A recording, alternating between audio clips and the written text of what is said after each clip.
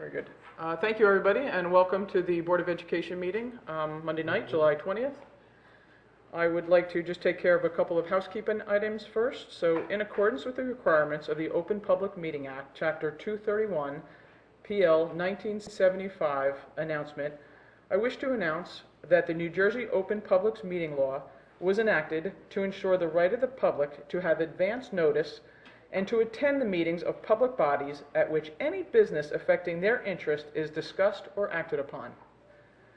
In accordance with the provisions of this act, the school districts of the Chatham's Board of Education has caused notice of this meeting to be published by having the date, time, place thereof posted in the Board Administrative Offices, sent to the clerks of the Chatham Borough, the Chatham Township, the libraries of the Chatham Courier, the Daily Record, the Star Ledger, and the Independent Press. Mr. DeQuilla, would you mind doing roll call? Shouldn't take long. Mr. Gilpin and Ms. Chigarelli? Here.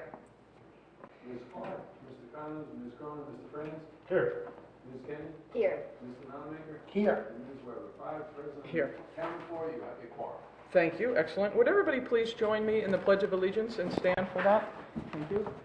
I pledge allegiance to the flag of the United States of America and to the republic for which it stands, one nation, under God, indivisible, with liberty and justice for all. Thank you, everybody. I just want to welcome everybody to the summer session, the July 20th. I hope everybody's summer's going well so far and everybody's regenerating and recharging their batteries. Without further ado, since it is a summer session and we don't want to keep people here too long, Dr. LaSousa, I'd like to pass it over to you for superintendent's comments. Thank you, Ms. Weber. I don't have anything formal to report tonight, but just a couple of items as we're in the summer months. First off, graduation night went very, very well. Thank you for those of you who were in attendance. It was a great ceremony. The kids were terrific, and I think it's safe to say all went very smoothly, and it was a good time. And I know that the video footage of that night is available on the website if any of you or anyone else wants to view it. Second thing is, as we discussed very briefly earlier, Ms. Chase and I and our new supervisor of mathematics met with some parents who were in attendance at the last board meeting to discuss some potential adjustments to our mathematics program, primarily at the middle school level, and I think that meeting was fruitful, and we are aiming to meet again in a couple of weeks to further discuss some resources, some improvements in communication to parents, and some other issues and enhancements that we hope will provide a better experience for our students and our parents as we hit 15-16. Last week, we officially rolled over our student information system, which is really kind of the first definitive look at enrollment. There were no surprises. Usually there are some kids who, one way or the other will be moving out of the district or coming into the district, and some of that is not necessarily finalized until we officially enter the next school year, in this case 15-16. But everything looks on target in terms of what our projections were. We have about the same exact number of kids in district moving into next year at the current time as we did last year.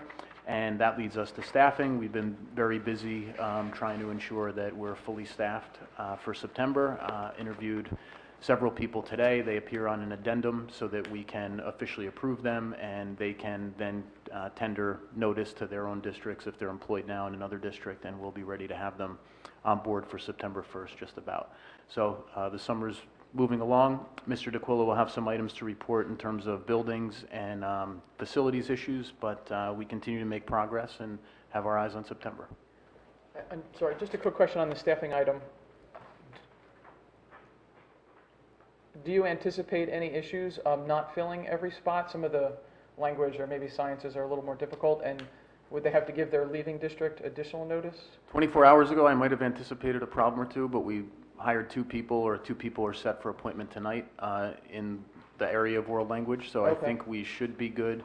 One of them will have to provide 60 days notice to her district, so that could potentially bring us into September, but not by very much, and not as much as we've encountered in the past when we've hired someone, let's say, in mid-August, and we didn't get them on board until October.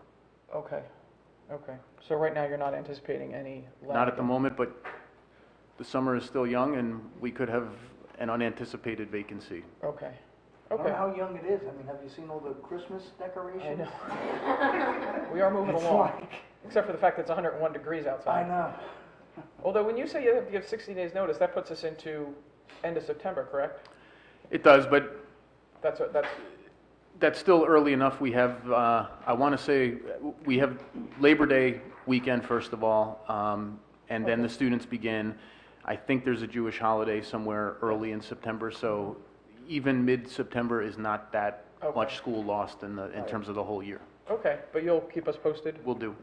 And just as a clarification, they don't have to, I mean, the other district could release them before the Yes. 60 days as well. Yes, Okay. and that's always in the best interest of the other district, Right. or usually, I should say. Turn it over to Mr. Viquo. Just a brief construction update. The main project at the high school of redoing the 2 bathrooms by the auditorium and the 2 bathrooms up by the principal's office or the administrative office is currently going and proceeding according to schedule. Contractor just had 1 inspection today, so they can proceed in sealing up the walls, and going well, and is on schedule to be completed by the middle of August. The Washington repaving, the repaving of approximately 80% of the lot will take effect probably the beginning of August. We've hit a minor hiccup with the driveway entry because approximately 5 weeks ago, we found out that the first 100 feet from the curb of the Washington driveway is a borough right-of-way. So the borough, that is technically borough property. So will they pave it? When it needs to be done, they will pave it, but we cannot create parking spaces in the borough right-of-way. So Okay. we're looking for an alternative, which we believe we have found. Okay, And the engineer is working on that. And the area that will potentially have the new or additional parking does not affect any of the area that we're currently repaving. And it's just a little frustrating dealing with the borough that we've been at the Washington parking lot for over a year, and it's just turned up, last minute when we're getting ready to award a contract, but, but we're doing it and we're dealing with it. so we're gonna pave 80% of the driveway in August timeframe? Yes, so that it's ready for the school year and it doesn't look like, And will that give us any additional parking? no, None, okay. So the additional parking will come later on. later on? So we're still getting at it. And where the additional parking lot is potentially going to be located, the work could be done while school's in session without interfering with the coming and going of the parents. So Okay, we hopefully won't have to wait until next summer to do it. But more to come on that one. okay, you'll let us know, keep us Yes. posted as that unfolds? Yes, the district staff has been very busy. They're painting, we've gone through last year. I'll give the credit to Mike and Karen where they came up with a new classroom color scheme. The target was to paint a minimum of 5 classrooms at each school every year. We're going through, and I believe we're already on the 4th school, started this week on the 4th school of doing the 5 rooms. So if things go according to plan, we may be able to double back and do additional rooms at each of the schools, but that remains to be seen. The district staff has done some minor revamping and creating of offices at both the middle school and high school in accordance with the realignment of the supervisors that Dr. LaSousa has done, so we're getting ready to roll. And that will be in place for the start of the school year? Yes, that will all be in place at the start of the school year. The one issue we're still working on is potential revamping of the counseling center at the high school. That is still in the works, and that will be ready, hopefully, if we proceed ahead, hopefully Thanksgiving. And the principal is very much in accordance with that time frame and appreciative and can make it work. Okay, and least disruptive to the Yes. students that have deadlines and, only because November 1st is a hot date for the seniors, so just as long as they know that better than anybody, just so they're aware of that. I just don't want it to coincide that their computers are down at the exact same moment that any of those applications are due. No, any of the work is kind of done to expand, work being done will expand the counseling center. So we'll be taking over one of the classrooms, so that work won't affect what's currently going on. There'll be a couple of days when they kind of move, but we'll make sure we plan that in accordance with their schedule and their work. Okay, very good. Again, just because they have to submit things through Naviance and recommendations and things like that. I just don't want to interrupt with that. If they have to push it a week, so be it, just so they don't miss those deadlines. Does anybody have any questions for Mr. DeQuilla on any of the construction or updates? If the borough doesn't like the new, back to the Washington Avenue, sorry. If the borough doesn't care for the new engineering program or new schematic, do they also have the option to go back to the previous one and just pave the 100 feet? In the meeting we had with the borough administrator, the borough engineer, and the borough attorney, and the district architect, district engineer, myself, and district supervisor, buildings and grounds, someone came up, what about that area? And Okay. the borough seemed ecstatic about it. Great, so everybody's on board. So we're hopefully proceeding in the right direction. Okay, we're not going to have the same gotcha 8 months from now. That is definitely district property. Okay. Okay, fantastic. I'm sorry to circle back. Any additional Mr. questions? DeQuilla, yeah, do we have an easement over that property? Or right of way? We have the right to use it. What I've been told by our attorney is you don't create an easement on borough or public property as you would with private property. It's just owned by the borough. Yeah. And, the bigger issue is being raised by the individual who has to access the right of way to get in his driveway, Mm-hmm. Oh, really? not by the district. Well, that's what, his questions are what actually caused the borough to discover that this was their right of way. Oh, but that's between the homeowner and the borough, correct? Yes, Nothing to do with the school district. Okay. or actually what the borough would determine to do with the right of way could possibly have an effect on the district. But Okay. Okay. We'll cross that bridge when we come to it, if they're going to put up a moat. I'd like to put up a big wall then. Yeah. Okay, very good. No additional questions for Mr. DeQuilla? We're going to move on to committee reports. I'm going to start, Ms. Clark is not here. Personnel has not met, have they, since our last meeting? Okay, so there's nothing to report there. Curriculum, Ms. Kenny, has curriculum met? Curriculum has not met. Okay. Finance is not that. Finance has also not met, and policy and planning. Mr. Franz? We just met, we discussed a few items, around residency issues. Second item came up for discussion was around parent coaching, interaction, with an eye towards the new school year, and working on that relation. And then also a third item came up that's been mentioned in these meetings before was, potential canine sweeps down the road. So we discussed all those items. Continuing discussion on the latter two at our next meeting, which is August 26th. So there are some ongoing conversations being had on those items. Okay. Does anybody have any questions for Mr. Franz on any of the items talked about at policy? I know, I'm kind of looking to Lotta since she was the only one not present. I didn't want to say, Lotta, do you have any questions? No, I'm good, thank you. Excellent. Moving on to liaison reports, which will be very short because everybody's on hiatus. Mr. Connors is not present. Ms. Clark is also not present. Nobody, does anybody have anything they want to say regarding township or borough business currently? No? Moving on. Athletic Boosters has not met. They'll meet the first Tuesday in September when the school year begins. They meet at 7 o'clock in the Media Center Library at the high school.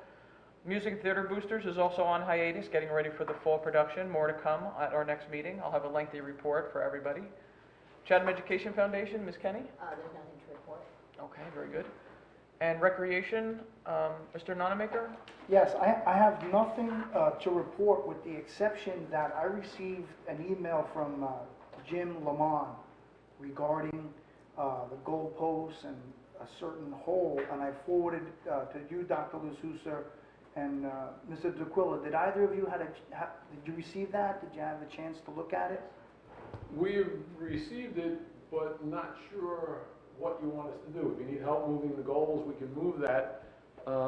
Basically, the small field at Southern Boulevard and the small field across Duchamp, or across from Milton on the other side of Duchamp, are predominantly used I'm sorry, can we by the get- Recreation Department. John, can you give us a heads up on what the nature of the email was? Yeah, Jim Lamont basically he wanted a question answered regarding his ability to move, was it for girls soccer? Or, I'm pretty sure it was for Oh, you girls. said goalpost. I'm thinking Oh, no, rights. no. No. You mean goals. Goals, that's what I said, goals. I thought you said goalposts. No, no, no. He did. I think- did? No, I did. So I'm envisioning moving a goalpost. Well, Well, Where's the well, football field? wait, I'm not done with my presentation. There are some goalposts that need to be moved, but that was not part of Jim Lamont's. No, it was the nets, the goals. We can, if you need help, we can assist moving them. The issue of scheduling really falls back to the rec department and almost Carol Norda, because she schedules the games on those fields. The district really doesn't use those fields. And as far as improving them, when the weather when it gets to August, September, we can go through, aerate and overseed, and keep, like say, for example, if you want to close Southern for a while, we can keep, we can close it off. And that's what the district can do, but it's really a rec issue as to who uses the fields. Well, you know what, it kind of seemed odd to me, and that's why I forwarded it to you, because it seemed like, why wouldn't he be able to move the goals?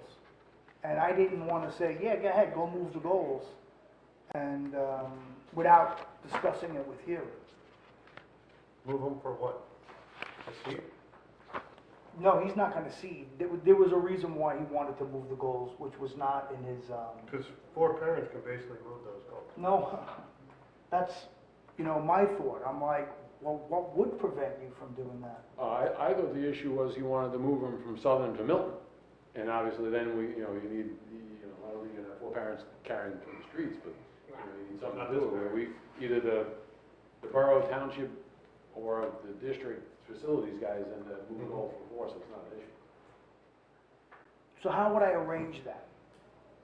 Tell me what you want me to do, and, just talk to Carol about, moving the games, and just give it, let me know when you want goals moved, and we'll take care of it. Oh, thank you very much.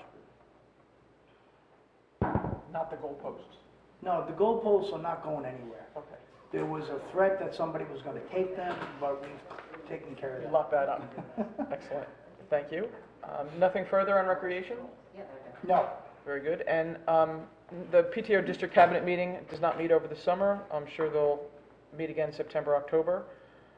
I would like to make a motion to pass the minutes of the June 15th, 2015 public session. I'll second. Nice. All those in favor? Aye. I can't, I have to abstain.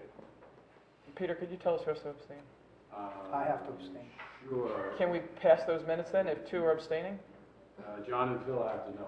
Okay, so can we carry that over to the They'll next? go on August 31st. Okay, thank you. Not for lack of trying. Okay. Can the minutes not be posted until they're passed, or is there? I can, if you'd like, I can post them as a draft and then repost them once they're approved. Does anybody have an objection if Mr. DeQuilla posts the minutes to the website with draft as a watermark on it, and then the final approval, August 31st? No. No problem. Yep. Everybody seems okay with that, Peter. So do you mind posting with the watermark across it, that it's a draft? Will do. Thank you.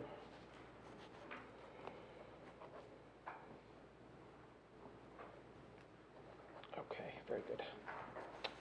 So we have our first opportunity for public commentary. The typical format is if you would come up to the microphone, sign in, introduce yourself, where you live.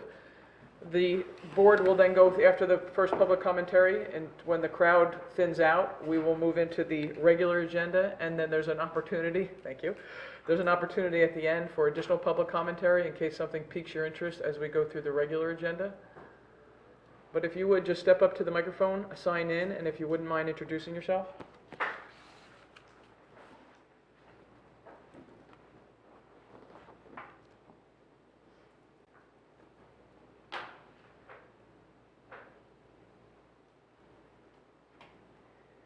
Hi, I'm Amy DeZimian, 44 Coleman Avenue East. At the last meeting, there was some discussion about some remedies or enhancements or whatever you want to call them for the math issues that people have been having, and I was just wondering if those have been talked about yet, and will they be discussed tonight, or will that be at the next meeting? Thank you. There has been progress. Dr. LaSusa, would you mind addressing that? Sure, I did mention that Ms. Chase and Mr. Sheeran, our math supervisor, and I met with several parents in early July, I think it was maybe, and we did discuss a number of steps that we plan to take to make some improvements to 6 through 8 math program, and we are in the process of scheduling a follow-up meeting, and then we'll continue to work up until the school year begins, and then, begin a mass communication to all parents that have students at that level. Do you think that at the next meeting we'll talk about, or just wait and hear from you through the normal email channels?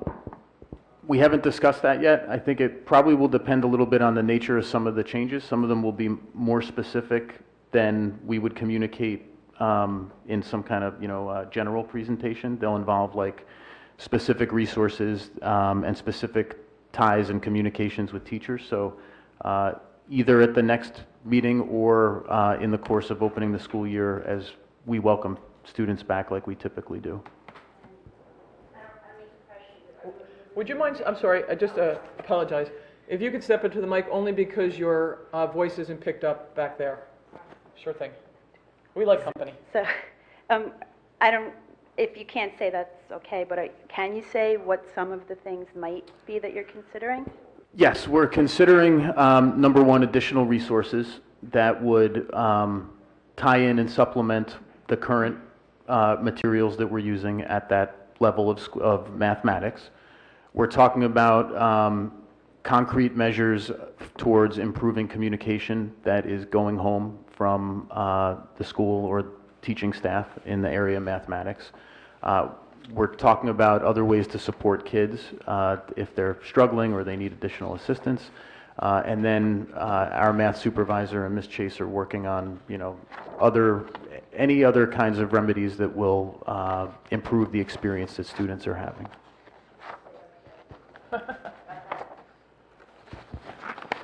I've heard a lot about there not being a textbook, and I know I have to get with the modern times, but to me that seems really bizarre. Will there be a textbook or an online version of a textbook? Because to be able to, when you're at home, to go back and review things, I just find it's a helpful way to learn. We have many, many, many courses in the district that don't have a quote-unquote traditional textbook. There will not be, a 500-page hard textbook. But an online But we are looking at, there are online resources now in conjunction with the connected math. But we are looking at additional online and potentially paper resources that would. I mean, I'm not opposed to online, and I don't know because I don't have a child in middle school yet, that will be next year, but, I'm only going by what I hear, that they don't have things to practice with enough or to go and see how a problem is solved. And that seems to be a big complaint I'm hearing from like 7th and 8th grade friends. Well, Envision it's very similar to Envision, which you probably are familiar with. So Envision is not a standard heavy textbook. It's workbooks that you practice or those sheets that go home. There's an online portal for students and parents and teachers. So what is at the middle school now is similar to Envision and aligns to Envision. It's not that much different, but we are looking at additional materials for some of the concerns that you expressed. Okay, thank you. You're welcome. Is there any additional public commentary at this time? Again, there's another opportunity at the end of the meeting. Okay, seeing none, I'm going to move on to the regular agenda. We're going to do personnel first. In Ms. Clark's absence, John Nonamaker is going to move our personnel items. Yes, at this time, I'd like to move action items 1 to 23 on the regular agenda and action items numbered 6, 24, and 25 on the addendum.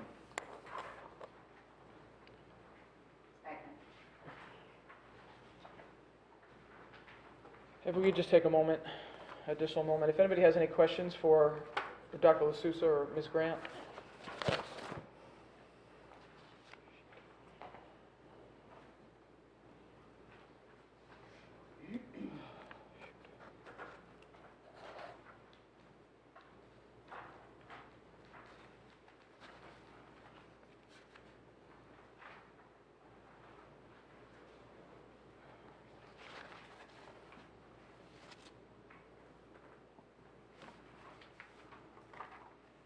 Are there any questions from any board members at this time, or does anybody need a little more time to review the items? You good? Okay. Mr. DeQuilla, would you mind doing a roll call vote? Agenda items A1 through A25, which include on the addendum updates to A6 and the two resolutions A24 and A25. Ms. Chicarelli? Yes. Mr. France? Yes. Ms. King? Yes. Mr. Nonaker? Yes. Ms. Webb? Yes, thank you. Agenda items passed 5-0. Okay. Moving on to finance and facilities, Ms. Ciccarelli has been gracious enough to offer to move those items. I'd like to move agenda items B1 to B22 on the regular agenda. I'll second the motion. I also just want to pay some special attention to some of the donations that we have received in specific. Item number 16, which was a donation from the SBS PTO in a total amount of $28,619.76, pretty unbelievably impressive. Item 17, the Washington Avenue School PTO donation of $5,000 to be used for payment for a mural based on school's kindness campaign. And also just note item 18, the donation to Washington Avenue School from the Chatham Education Foundation in the total amount of $3,207.90 for the various items that are on the agenda.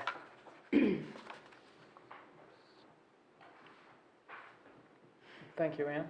And could you point out that Phil got his paperwork into Bank of America? Yes, Phil got his paperwork in too. Thanks, Phil. Thank you. Not that I've been bugging you or waiting for it. We all know how the good bank moves. That's right. We can't accept it today, though, because he has to abstain. He doesn't have to abstain. He doesn't. No. That's not a conflict at our company. They've written the check, Oh. and Peter hopefully has cashed it. You never know. It was good, otherwise we wouldn't have put it on. Oh, okay, very good. It's a very volatile market out there. I didn't see any of our litigation attorneys in New York this week. Does anybody else have any additional questions for Mr. DeQuilla on the finance items or facilities items? John, you good? I'm good. Okay, very good. Seeing none, Mr. DeQuilla, would you mind? Sure. Agenda items B1 through B22. Ms. Chicarelli? Yes. Mr. France? Yes. Ms. Kenny? Yes. Mr. Nonaker? Yes. And Ms. Webb? Yes, thank you. Agenda items passed 5-0. Very good. Moving along to curriculum, and Lotta, who's actually the chairperson of curriculum, is going to move those. Yes, I'd like to move action items C1 to C8 for vote. I'll second the motion. And, sorry, just one moment.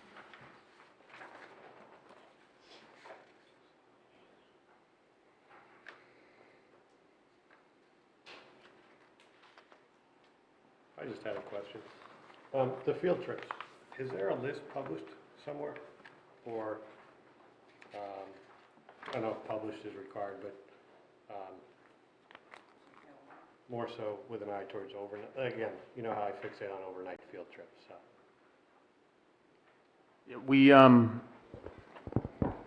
We've been trying to make some adjustments to that because we've had a process whereby schools submit field trip requests, I guess, or approval forms to us on a kind of an ongoing basis.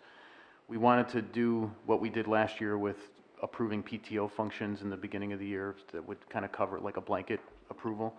And then we've also had some discussion about the security of publishing field trip destinations because, Which is why I checked my request. yeah. So we can, we can certainly get you guys a list of overnight field trips and which ones. I don't think there's anything special Nothing on new. this list so far, Right. nothing new, Yeah, right? that's fine. That was more what I was getting at, anything new.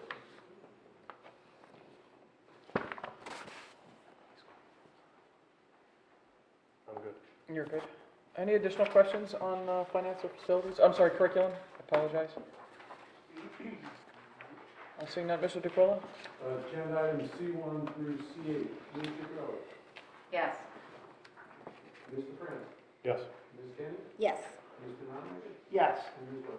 Yes, Agenda items passed 5-0. thank you. Moving along to policy. Ms. Hunt. Are you giving the guy a chance to say there is none? His moment. I'm working it here, Peter. None tonight. None tonight, very good, thank you. Do you anticipate by August 30th, 31st meeting to have the other policy That's what I would like to. ready for vote? Okay, that's the goal? Yeah, definitely the goal. Okay. Or at least some portion of it? Absolutely. Okay, very good. And Peter, if we implement a policy on August 31st and we want to revise it on September 30th, we can revise it at each meeting? That's correct. You can, implement it one and be effective. For example, if it's approved August 31st, it becomes effective September 1st. If you want to make a change to it, September 16th, that becomes effective September 17th, and we can just keep going on and on. Okay, very good. Okay, so we look forward to your next policy report. And the next policy committee is meeting, August 26th. okay, so a week before that meeting, a week before the public session. Fine. Okay, perfect. Thank you. Yes, the Okay, Wednesday. Yep. Wednesday before the Monday. the Wednesday before the Monday, okay. Very good. So that concludes our regular agenda. We're now moving into the board business item. Does anybody have any board business they'd like to? I do, but I'm going to pass it out to the group first. Yeah, I'd like to discuss something. I recently met with a 12th grader who's working very hard to get his Eagle, his Eagle badge before he turns 18. And I spent a tremendous amount of time talking to him about what we do. And as I'm talking to him, there seems to be a real disconnect between the Board of Education and the students themselves. He was in a particular, I won't say, he was in a particular activity where the person who was running that activity had been fired for whatever reason, and their field trip had been canceled for whatever reason. This is kind of like old news. And they really didn't understand why, and they didn't understand what the Board of Education does, and they didn't understand how they could get involved or participate in the process. And there was a suggestion that maybe there's some place, maybe the cafeteria or some other place, where a sign could be put up that basically says, if you have any issues that you'd like to discuss, the board meetings are held on these days, or you could email the board, or you could go online and go onto our website. But I think that would be a great way of integrating the students within what we do. Because a lot of them have no, then I started talking to other people that I've coached, that I run into, and they have no idea what we do, or what our function is, or what their rights are when something they deem to have gone wrong. So, I don't know, can we do anything like that? I think John should speak at the next orientation on the role of the Board of Ed. We could do that. Some districts or some boards have a student representative or two that commit to attending all board meetings, and they sit, they're not obviously elected board members, but they're witnesses, if you will, or they may sit in the audience or next to the assistant superintendent. That's one way to foster more involvement. Sometimes those kids are ones who are president of the student council at the high school, something like that. They're typically high school kids. We certainly could try to publicize more board meetings, wherever that might be, whether it's in the cafeteria or on the TV screen in the front of the lobby or what have you. We've had, of course, students come here before to Sure. speak on one issue or another. Yeah. Well, that's what I said to him, and I was just surprised that he didn't know of the process. And when something happens in the school or to a teacher or a coach, since they don't know what really happened, they guess. And when they guess, sometimes it breeds confusion, resentment, and perhaps a representative or some kind of posting would get them more involved. Is there some way that we can, like whatever they use, Schoology or whatever they use regularly, where there's some sort of link to whatever we have on the district website, where it states when the meetings are and whatever, just so the kids they don't have to go through the district website necessarily, but whatever their normal manner of social media is, or you know what I'm talking about, whatever they're using on their phones that they're using for their schoolwork, where they can just link to us and say, oh, I'm curious about like this particular individual. I want to find out what happened with this teacher or mentor or whatever it was. How do I get to a board meeting? We can look into that. I don't know exactly with Schoology how the notifications go out. Some of you would know better than I would, but I think you also should remember they're still not going to find out what happened to a certain individual, and that's the same issue we have with parents who want to know, for the sake of transparency or being able to talk to their kids or whatever.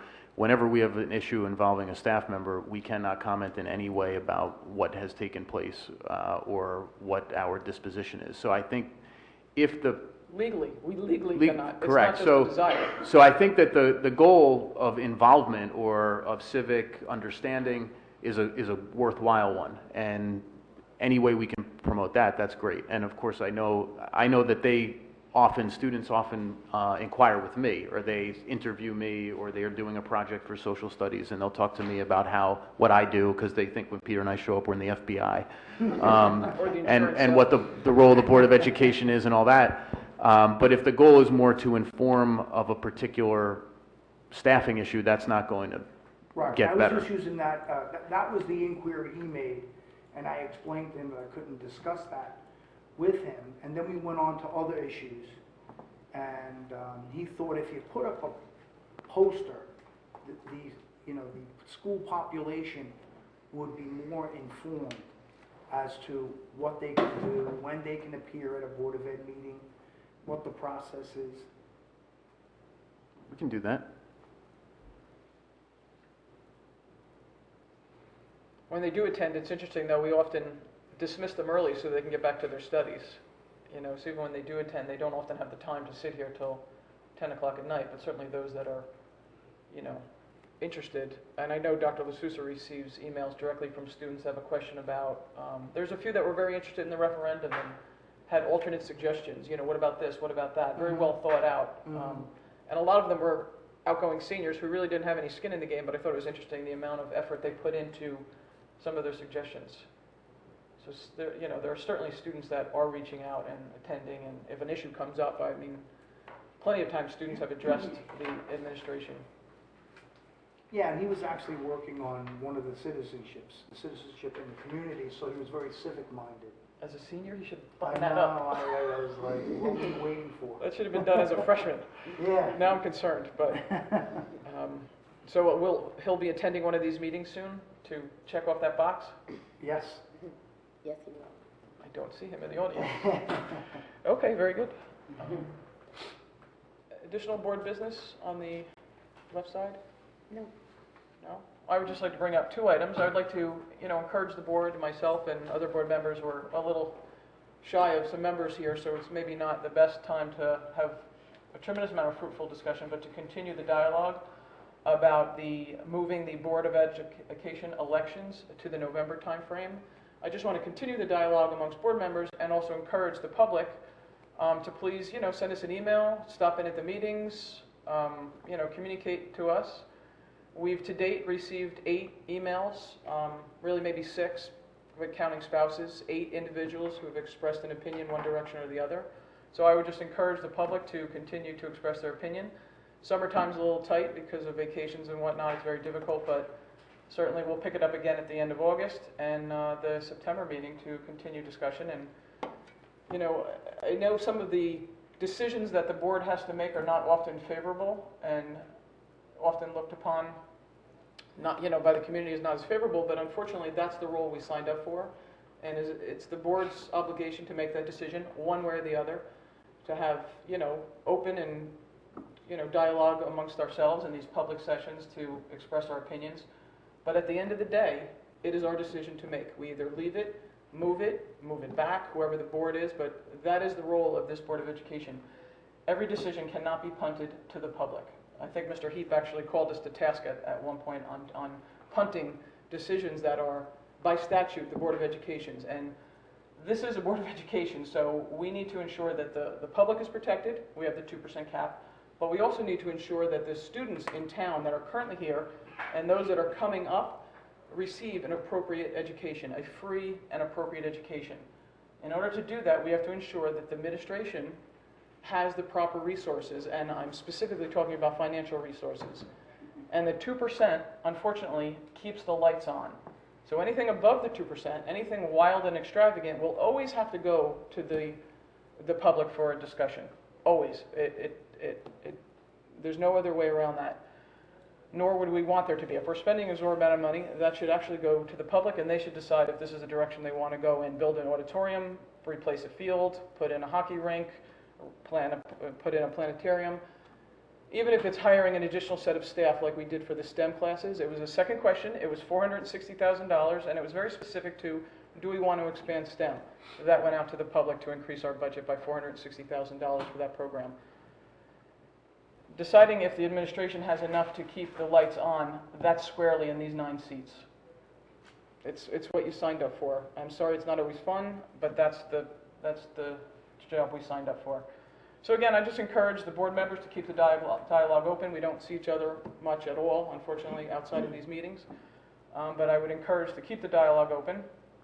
And please, I'm encouraging the public again. We received about 8 emails expressing their opinion in both directions. So I would encourage additional conversation, and we're meeting again August 31st, and then we have 2 meetings in September. So if folks are, you know, have an opportunity to attend the meetings or shoot us an email, that's fine as well.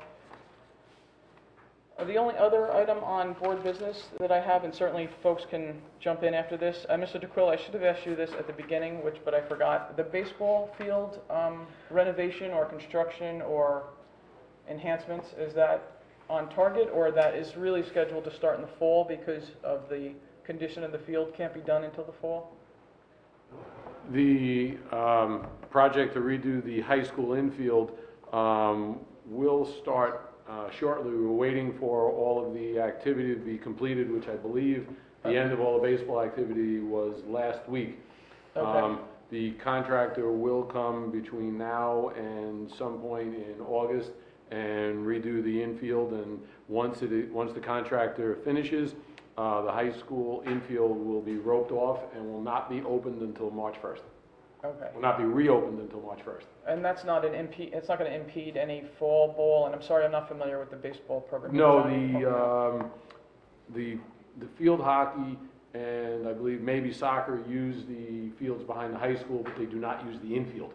Okay. They do not use the grass section of the infield. They're predominantly only in the grassy areas, which are would be the outfields for baseball. Okay, great. And that'll lay dormant until the spring? Correct. Until March 1st. Oh, March 1st, very good. Thank you. I apologize for not asking at the beginning. Not a problem. Do any other board members have any additional board business that they'd like to bring up, either new or old business? No, I just have a question about the field. Peter, this is going to be a grass infield? Yes. Okay. We're redoing, the clay was redone in the spring, and then we're, due to some imperfections in the grass, we're redoing all the entire grass infield. Okay. Thank you. Thank you.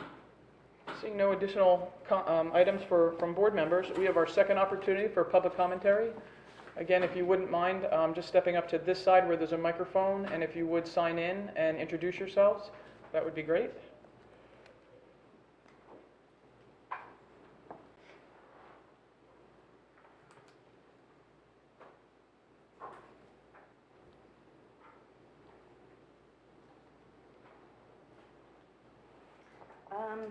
Libby Hilsenrath, Chatham Borough. I just wanted to follow on Mr. Nonamaker's comments. I think it's a great idea to inform students and parents as well about stuff that the Board of Ed does. And I think Schoology would be a great way to do that. Another thing that could be done is blast email to parents with the Board of Ed meetings and the agendas attached, like at least the borough does. I don't know about the township. And perhaps also informing the parents and or the students that the meetings are recorded and televised. I know that we did it, but I don't know that it was made public other than in Tap into Chatham. I'm not sure. That'd be a great way to encourage people to listen and be informed and participate. Just a couple of suggestions. And then I would like to speak about the vote. I do have a lot to say, and I was gonna not do it because it's a summer meeting and I didn't want to hold people up, but There's not a lot of us here, so. I did do a lot of research on it, so it's, I know, I wasn't able to attend the last few meetings, and I know that Mr. Connors had said he really wanted to hear, from the public, and that there were sort of a lot of questions, so I did a bunch of research if Yeah, go ahead. it's Like okay you said, to I assume pass it Mr. on. Carr- I assume you, Mr. Carr, and so take your time. That's great. Okay. All right. The little bit of history that I found out, just looking online, the law that currently allows us to move our elections was enacted in 2011 by the Christie administration for a couple of reasons that I found out. And I apologize if you guys know this, and if you do, then you can just stop me, but I didn't.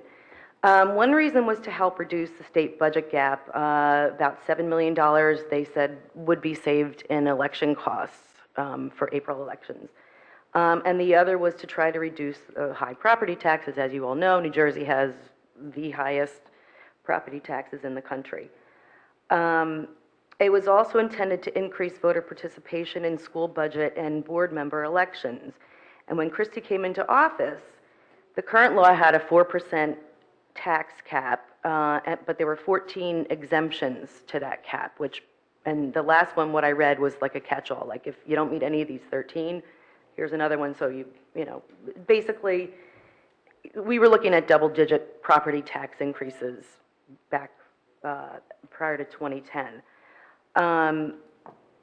So Christie's... I'm sorry, Ms. Holder. I just Yeah, gotta, sure, just wanted to ask sure. a question of clarification, just because you're talking I'm about... not 100%, this is just Yeah, no, stuff I I've hear read you, just online. research. Okay. I'm just curious, are you talking about because the township and the borough also have a 2% cap? That's correct, right. So you're talking Property about... taxes. Okay, so you're not Property talking about the school board Yeah. specifically right now? No, property taxes comprise school board, Right. school budget, municipal, and county, Okay. right? 3 elements. Yes, Okay. yes. I'm just... Right, that's fine. Right. Property taxes, right. So, The other items you're going to have to take up at the borough and township meetings, but certainly the school board budget, we can obviously speak to that. yeah, Okay. absolutely. So this is just general information, okay? General information about how the law came to be and why it came to be. I apologize. That's okay. And out of our property taxes, about 2/3 in general, 2/3 of our property taxes is the school budget, and then the other portions are municipal and county taxes. So it's a large chunk, and it actually does comprise the largest source of income for the state of New Jersey, too. Anyway, so what I found out was legislators in district pushed back on Christie's proposed new law for a number of reasons. He wanted to move the school elections to November to save that money and to increase voter participation. And he originally wanted to retain the vote. So districts, you save the $7 million, you move your vote from April to November, but you retain your vote to vote on the operating budget. And he got pushback from the legislators and the NJSBA and NJEA and districts and saying, well, voter turnout is higher in November. It's 15% in April versus about 35-40% at the top in November. And there's a greater likelihood that our school budgets will be rejected. which wouldn't be a good thing. So part of the compromise was to say, okay, we'll give districts the choice to move from April to November. I won't make it mandatory. And I will also say, if you move to November, you won't have the right to vote on the base operating budget. Is that, you're shaking your head, Ann, is that what you found out too? Okay, so that was the compromise that was struck in order to get a 2% cap, keep property tax or lower property taxes, and reduce the costs for elections. The vote did pass, but I have to say it wasn't bipartisan. What I found out, it was 34-3 in the Senate and 62-11 in the Assembly. That's pretty big margins. But anyway, the perks that they gave the districts, if they moved to November, that they wouldn't have to sell their budgets, they would automatically get passed within the 2%. One of the other objections that districts had to moving the budget was that, move the vote, was that it would become partisan. School budgets, or school elections had always been nonpartisan. If you move it to November, the fear was that people would vote along party lines, and it really should be a separate thing. So anyway, that's what I found out. What I'll say to that is, and if you move it to November, you wouldn't pay the cost of the election in April. So in our case, Chatham pays, I think, $11,000. That was before we opened the polls for a longer period of time. We don't have the numbers this year. Yeah, but that was... It was 11, but this year we doubled the amount of time that the polls were open. That's right, but I believe 50% of those costs are borne by the state and or the county, per the law. Which cost? If you have a referendum and you open the polls from 7 to 9, we don't bear the full... Referendum has nothing to do with this, so that's a wrong terminology. The school district election in April, the districts bear the cost. If the districts move the election to November, unless in our case, the borough or county wanted to assign some of the ballot printing costs to the district, there is no expense to the district. Okay. But in years when it's just a regular school election, where there's no referendum, you generally open from 2 to 9, I believe, and that costs us around $11,000? That's correct. Okay. So we would save $11,000 if we moved from April to November. $11,000 out of a $60 million budget is 0.018%, which is virtually zero. And so of the two selling points to move, one is saving the cost of elections, which in our case would be 0.018%. The other quote-unquote selling point or perk was that you would have an automatic passage of the budget. It wouldn't have to go to vote. You'd be guaranteed passage if you're within the 2%. So that's, I guess, kind of why it went through. That's what I've learned. And feel free to chime in and correct me if what I've found out is not correct. So I guess with all that said, I think in our case, Chatham, we've never had a school budget fail, and I hope that we won't. I believe there's great support in our town for everything that the school does, the administration. We have a lot of parent and community involvement. But I don't think, I personally don't think we should have our right to vote taken away. I think it's too important, and I'd like to read an example from the NJSBA website from a former mayor of Ramsey who currently serves on their school board. As a reason, one of the reasons why we might... Mayor of Ramsey that serves on their school board? Yeah, on their school board, okay. yeah.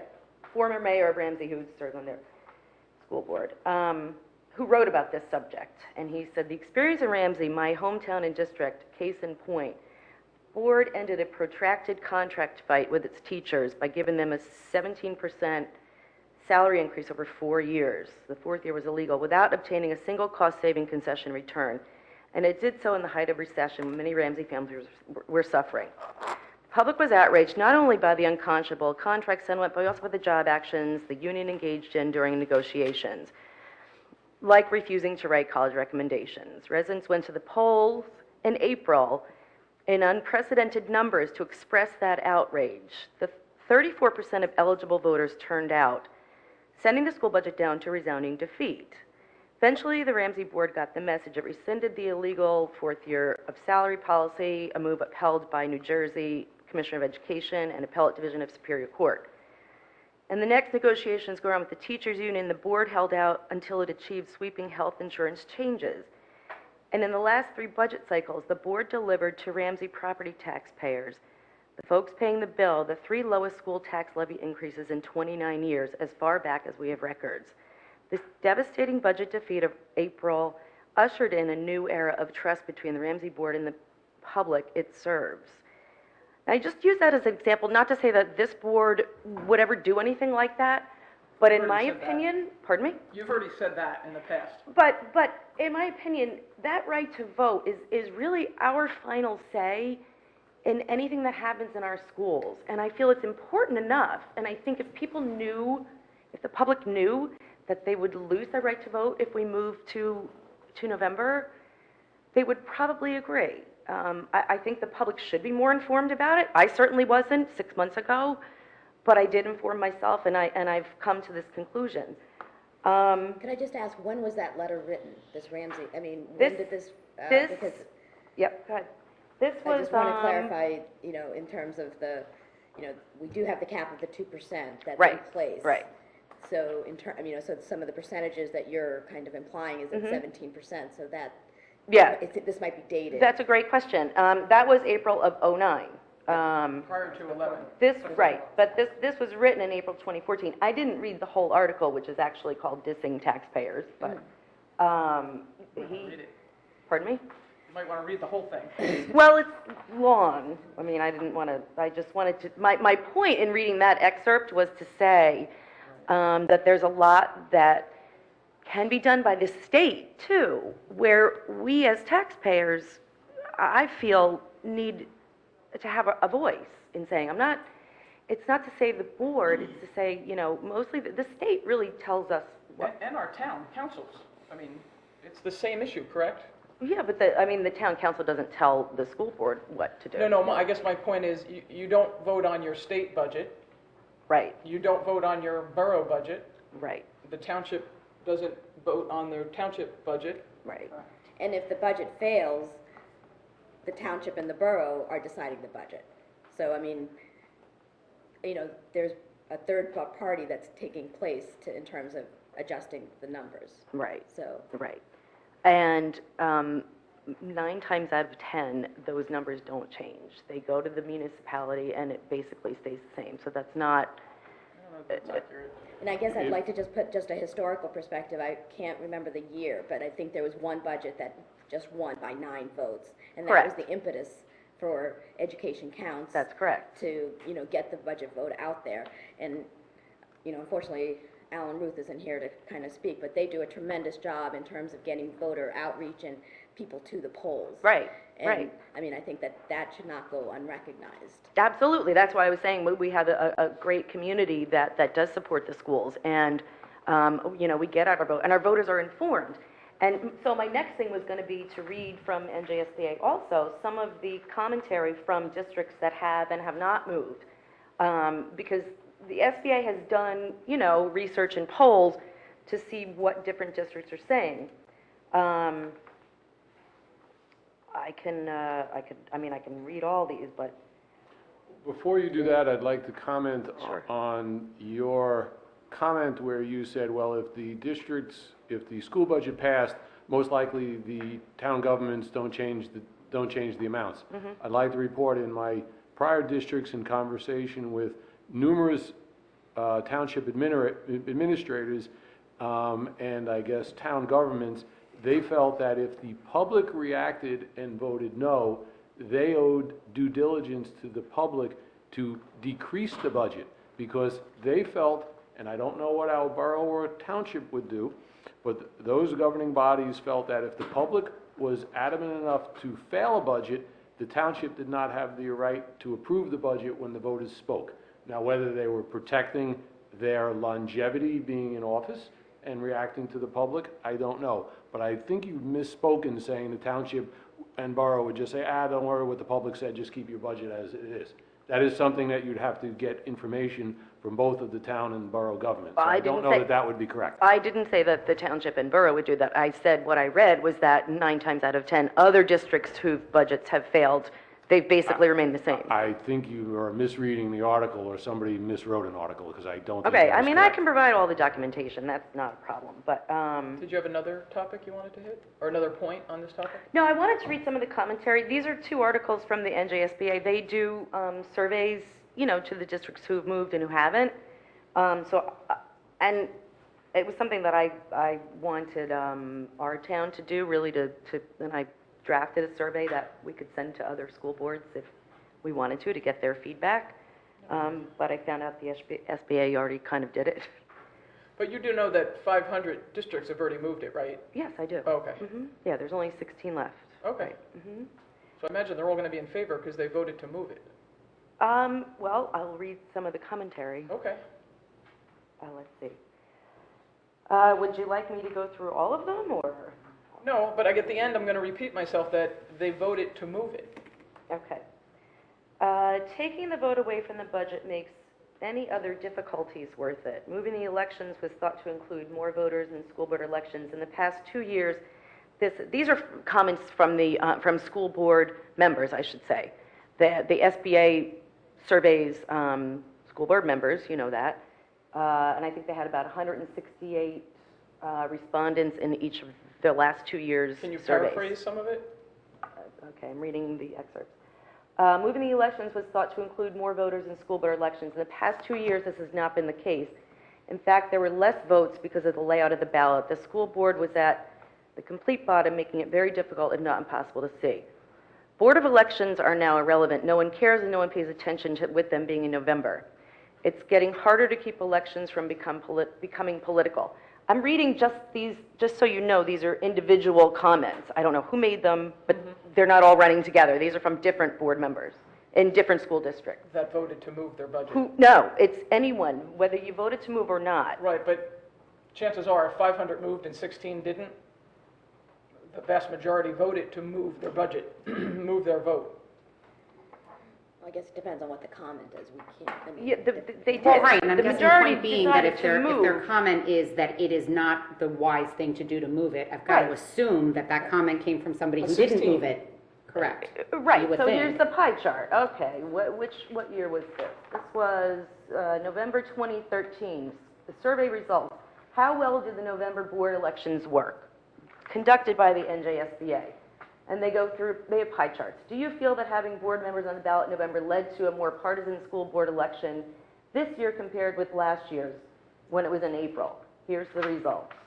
Because these were the 4 major issues.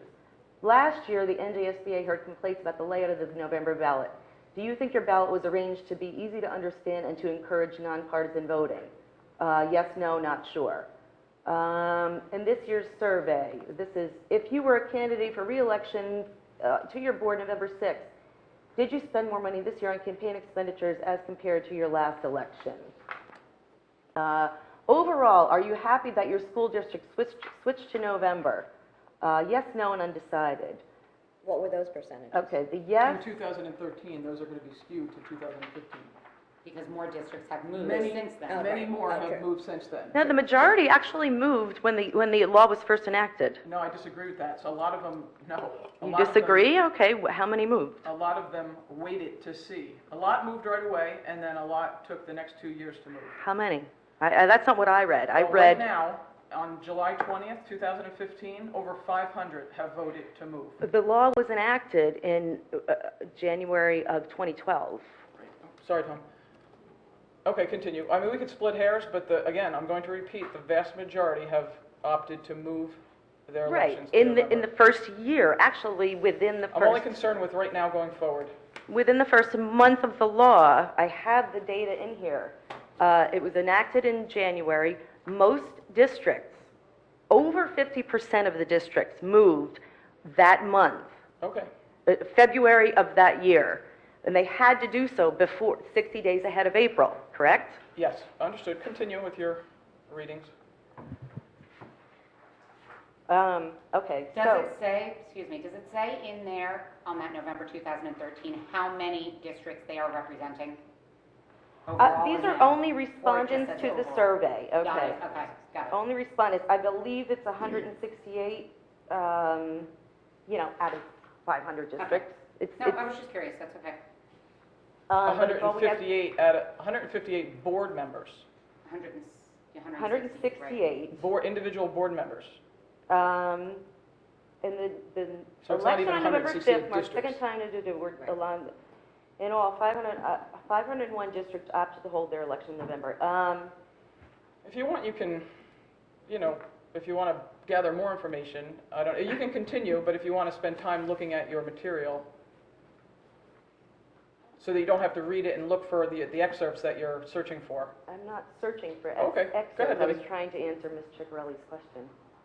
I believe it's 168 respondents.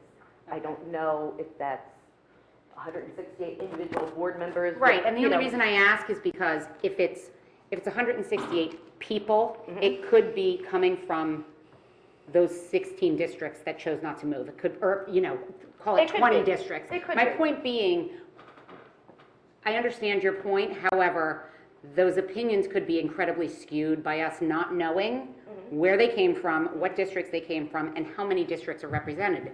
If it's 20 districts being represented out of 553 or whatever the total number is, Mm-hmm. it's a very small percentage, and it's kind of, That's right, but at this point, this is all we have to go by. Because one of the questions from the last couple of meetings was, what have other districts done? Why did they do it? What has their experience been? So without us doing our own survey, which I have crafted, and I would love to have the board's approval to send out to the 500 districts, and I would love to have the board's approval to send out the note that I've drafted asking for responding, why did you move? What has your experience been? And to drill down to those numbers, this is all we have to go by. This is what the board's questions were, and this is what I was able to find. right. And, the NJSBA is a reputable organization, and this, at least it answers some of our questions. It might not answer all of them. But if there really are questions, and if the board really wants to know, this is what we have right now, unless we're willing to take the next step. So to answer your question, Ms. Kenny, if I can read this right, overall, are you happy that your school district switched to November? 54% said yes. 30% said no, 15% undecided. The thing that I would note about that, though, is that overall impressions, in response to the question I just read, are you happy? Slightly more than half replied yes, while 31% indicated they weren't happy, and 15% undecided. In 2012, the year before, 64% said they were happy. So basically, the number of districts, again, in this survey, based on the number of respondents, from 2012 to 2013 went down 14%, and the number of undecideds and unhappy went up. The first chance that any district has to switch from November back to April is next year in 2016. So we really don't know if some districts will do that. So to me, that's another unknown.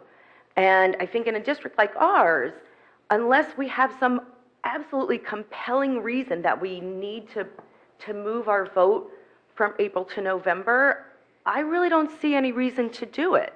I see more disadvantages than advantages. Really, the only perk to me that was offered in the law was you save the cost of an election, which in our case is $11,000, which is 0.018%, and you're guaranteed a budget passage within the cap. And I would also point out that there are actually 5 exemptions to that cap. Pension costs, healthcare costs, capital repayment, I believe, I may be misstating that, Mr. Tequila, I'm not sure, and Dr. L'Souza, and natural disasters like Hurricane Sandy. And then the 5th one really is banked cap. You can use that for 3 years. So your budget can actually exceed the 2% legally. So it's deceptive to say to the public that it's 2% and that's it, because it's really not. So it's just important for the public to know that if they want to make a decision. If I may, so what Sure. are the disadvantages of moving it to November? Well, the disadvantages, to me, the primary disadvantage is that with those 4 or 5 exemptions, we don't have a right to say yes or no. Our final recourse, really, if we're unhappy with something that the state does, or anything within the budget that's moved around, our final say is our vote. I can stand up here all day long and talk, but our final say is our vote. And I think that was clear with the referendum, too. People felt strongly one way. You have every right to feel strongly one way or another, but your vote is your final say. What are the other disadvantages? Well, Are there any? other disadvantages? Yeah, you said there were disadvantages to moving the vote to November. And I'm asking you, what are those disadvantages, aside from you don't vote on the budget? What are the disadvantages? I think the disadvantages are, as it was originally stated with the law, the vote can become politicized, where people, and it's in the research in here too, if you go, the way the ballots are designed, and I believe it varies from county to county, if you just go down and people just vote one, I'm going to just pick the first 3 candidates. I don't really know who I want for school board. I don't really, I don't know anything about this budget, so I'm either not going to vote on it or I'm going to make a misinformed vote. One of the things I read in here, too, that school districts have said is that people who do come out to vote in April are more informed about the issues. And where in a general election in November, you might get people who don't really know. Somebody took a survey and said that people who vote in April are more informed about the issues than people who vote in November? That's what the NJSBA said, yeah. It was feedback from the districts. They haven't seen, again, in these surveys, and I can forward them all to you, but they haven't seen a greater increase in voting on school board members or second questions with school budgets, because you're voting on everything else in a general election. So there is no advantage to moving it in that respect. Where originally it was intended to be, we expect greater voter turnout, so therefore you don't get necessarily better informed voters. But one of the things I did read, and I can read to you also, is what was I going to say? You vote. I'd have to find it. You vote down the line. Like if your ballot is poorly designed, okay, as expected, has become political, which is the reason our district decided to stay with April. It allows for more political interference in the selection and sponsorship of individuals. More commentary.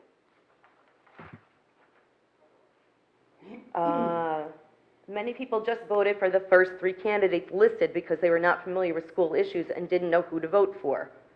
It's nice not to have to sell the budget, which I think is a major disadvantage, to answer your question. Excuse me.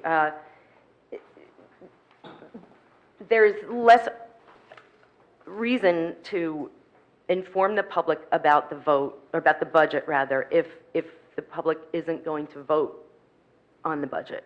It's human nature to say, if I don't have to do it, I'm not going to.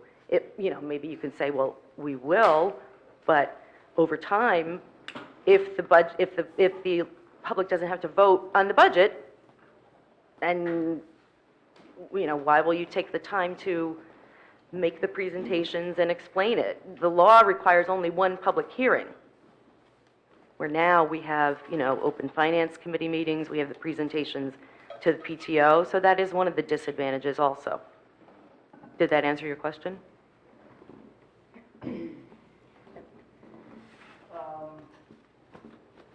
Yes. Thank you. But I don't think our intention was to ever change our process in terms of communication. No, absolutely I not. think in terms of communication to the borough council, the township council, and the PTOs, I think it's always to our advantage to be as informative and transparent as possible. So, I agree, but- I just wanted to be clear that it's not our intention at all to change our communication process. I agree, but I'll just end with this quote. It's nice not to have to sell the budget from a school board member who was surveyed.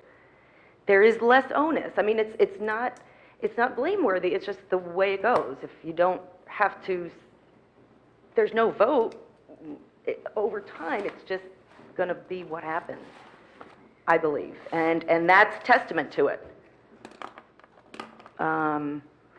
So I would just, like to say, I can provide all this detail. I'm sorry to take up so much time, but I personally, based on all this research, I think our right to vote is imperative. It's our final voice. And I would just urge the board not to take that away. And does anyone have any questions based on what I read? No, thank you, though. Thank you. Thank you for doing that. Thank you for your time. Good evening, my name is Stuart Parr, 3 Crestwood Drive in Chatham, New Jersey. Again, broken record, wrote a letter in 2011, wrote a letter in 2012, which some of you were on the board, and I made the argument against Mr. LaSousa's argument back then of all the different items that came up about selling the budget and convenience and all these different types of things. Again, over and over again, fundamental right should be in the hands of the voters. People like Mr. Ruth, who spoke to the Chatham Education Foundation, or the Education Focused, whatever it is, that organization who brought the right out, brought the people out to vote, my understanding was that's an advocacy organization. That was a group that wanted to get people out to vote yes on the budget. So they're advocating for a particular position. That's terrific. They give money to the organizations within the school district, and that's all terrific. My understanding is, or my thought is, that the Chatham Board of Education is accountable to the voters. They represent the voters to oversee the school system. They're not an advocate for the school system. They're an advocate to make sure it runs right, but you are elected by the constituents to represent the constituents. And one fundamental right that we have had from the get-go is to vote directly on the budget. Ms. Weber has gone back and forth asking me about, and others, about, well, if other people don't vote on the budget, why should we? Again, I've said we should just turn that on its head. If we had more time, we'd spend time going to local boards or local municipalities and saying we should have a right to directly vote on the budget. But Actually, my question was very specific to you. Why don't you attend, let's say, for example, Chatham Township's council meeting? Crestwood Drive is in the township? That's correct. So I'm just curious why, and I'm trying to get a sense of, and I apologize for interrupting, but since you brought it up, I'm trying, like 1/3 of the population will always vote no on the budget. That's just the way it's been historically. And typically it's people, that never had a desire to use the resources because they opted to send their children to private school. Or possibly another reason is their children are done with the district and they no longer see any benefit, and therefore they may vote no. So my question has always been to you personally, why don't you personally attend your council meeting with the angst, or is it just the school budget that you believe you should have a right to vote on? And why don't you spend the same, or, once in a while, make the same comment at a township meeting? Frankly, I'm generally irresponsible, and as a head, I generally spend my time talking about sewers and turf and that type of thing, which is where my interest lies. The reason I'm here is because we do have the right to vote here.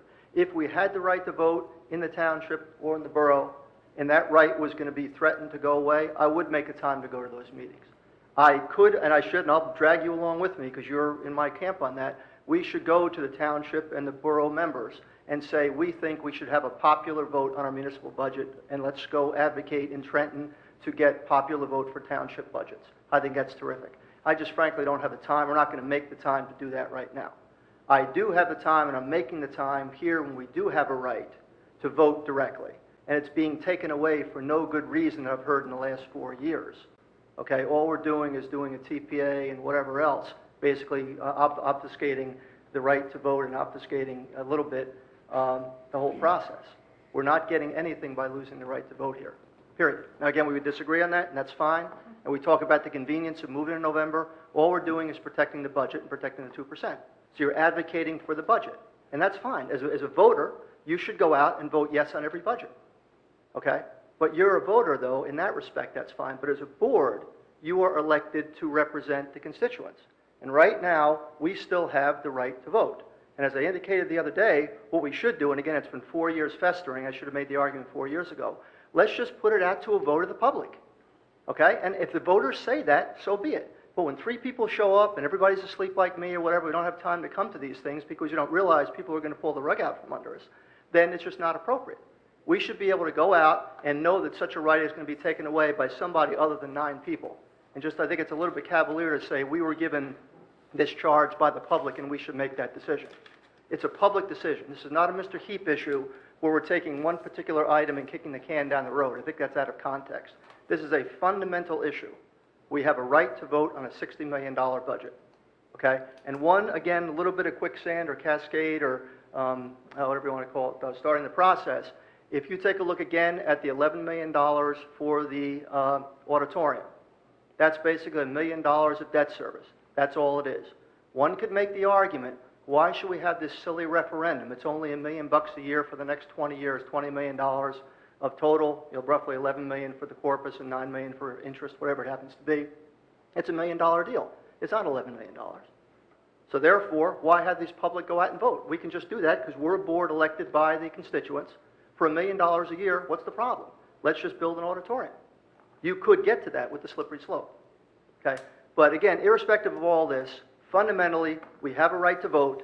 I think that's a tantamount, paramount right that we have. And if we're going to have that taken away, there should be a referendum of the public in the township or of the school district to determine that. Now, Ms. Weber, I'd ask you, were you afraid to have that happen? What do you think the people would do? What's wrong with doing that? I'm not afraid. I just Okay. don't, I do not want to deflect decisions that should be made at the board. This is not, this again, that this is need to different, be- this is I'm a actually in the fund. middle of the sentence. Well, which- you interrupted me once, so we're even, so I Okay, apologize. Very good. Thank you. I have That's no fine. additional comments. I apologize. That's fine. I said I apologize. You And I interrupted me. accept your inter- apology. Thank Good. you. Okay, so continue. I don't have any further comments on that. Okay, well, anyway, then I'll continue. What is the problem with having a referendum to determine if we want to give up our right to vote? What's the problem with doing that? What's the downside? 15 grand, 11 grand, 22 grand, whatever, let's have them 24-hour a day, voting open, so it costs us 25 grand. What's the downside to doing that once? And if the board puts it out with, again, an interpretive question, so we understand in English what we're talking about here, unlike the last time, we have a vote, and we decide that we want to move to November, and we no longer want to have our right to vote, that's fine. Why can't we have a referendum to do that, once and for all? That's a big issue. Thank you. Would anybody else have any comment to that? What's the downside to a referendum? Mr. Nonemeyer, is there a downside to a referendum? No comment. No. This is really your opportunity to address the board, so. Well, I'm addressing the board, and I'm asking whether, And I don't have additional comments other than the ones I started out with at the beginning. So I don't have any additional comments to your question. okay. So therefore, then, our recourse is to do what we did with the referendum. We got to get a whole bunch of people up in arms to wake up to the fact that we're going to be going to November, and we will no longer have the right to vote on a $60 million budget. That's where we are. That is your right, sir. That's my right. Oh, that's nice. Well, anyway, do we have a timing on this decision? I don't believe so. I don't believe we have a timing. It's just to keep the dialogue open. Certainly not in the summer timeframe, but no, there's really no timing. We just want to keep the dialogue open and get more people like yourselves and Ms. Holdenrath out here to express their opinions. There's no And timing. the reason I'm concerned about asking that is because if we go back a couple meetings ago, which I think maybe we finally got on the website, you had, I thought, pushed, actually, maybe that's the wrong term, but advocated to actually have a vote the other night on that. And then I think some other board members had Well, said, let's take a slower approach, and Right. so there's no, I don't have a time frame. I don't know if anybody else is. We haven't discussed it further. We haven't discussed the timeframe. Changing the timeframe at this point. I see. So can we indicate that there would at least be another couple of meetings before this happens? It wouldn't be come into one meeting and presto, we're going to have a vote the same meeting. Can we at least represent that? For sure, but we've been talking about this since April 27th, so those all have to count as well. Every single solitary meeting since April 27th. So you can't just say, well, you just talked about it yesterday, That's understood. and tell your folks that they're just going to do this tomorrow. Please at least say we've been talking about it since April 27th and previous years, but more concentrated since April 27th. So we have a situation here where, again, we think that this 9 people can take away the right to vote of 11,000 people. That's the position, is what you're advocating. That's where we are right now. That's what the statute reads right now. That's Well, the correct. statute reads you have the option. Doesn't mean that you can do it. Oh, no, there's You could 9 also- people, 9 members, 9 Right. votes. That's how it goes. 9 members, majority vote. Yeah. Does not have to be unanimous, it's majority. A majority, I'm Yeah. sorry, yes. But each member has their own vote. Right. And again, I would again encourage people to consider strongly the issue of having a referendum so we can spend the money and understand what's happening. And again, just the fact that 500 school districts have already changed, again, the fact that the sheep want to follow somebody else, that's fine. I don't think we should do that. We should make our own decision. And I think it's paramount, again, for us to have that dialogue, and hopefully the board will be able to come to the right conclusion and at least give the right to decide whether we should give up our right to vote, give that right to the voters in a referendum. So we'll be back in September. Thank you. Thank you, Mr. Carr. Hi, I'm Jen Clark, 37 Gerard in the borough. I hate public speaking, but I'm just going to say very quickly Aren't you that a theater person? I'm behind. I'm producing, not on stage. I just like to give the other side, which is that we did vote. We voted for you all to be in the positions that you're in. And therefore, if the state has allowed you to make this decision, then I think that we did vote and give you that power to make that decision, whether we have the vote in November or whether we have the vote in April. Myself will still educate myself on the budget, whether it's November or April. And so I'm not sure, I understand the issues, but I hope this doesn't turn into what happened with the referendum. The other piece is that I'd just like to make a correction to Mr. Carr's remark about Allen and Chatham Education Foundation and Education Counts. They're actually 2 separate organizations that he's involved in. And Education Counts, I'm the secretary of, is not an organization that comes out and says to vote on other than, it's an organization that supports to come out and vote in support of what the board has put forward, whatever the board has put forward. And so, and that's where that's the mission of Education Counts. And Chatham Education Foundation is a whole other organization that fundraises to do programs and support programs in the school. That's it. Thanks. Thank you very much, Ms. Clark. Are there any additional folks that would like to address the board? There's only 2 of you left. Okay, seeing no additional public commentary, I make a motion to close the public session. Dr. LaSousa, do we have an executive session or? No. I second the motion. All those in favor? Aye. All right, thank you, everybody. Have a great summer. Our next meeting is August 30th. 31st. 31st, thank you. Thank you, Tom.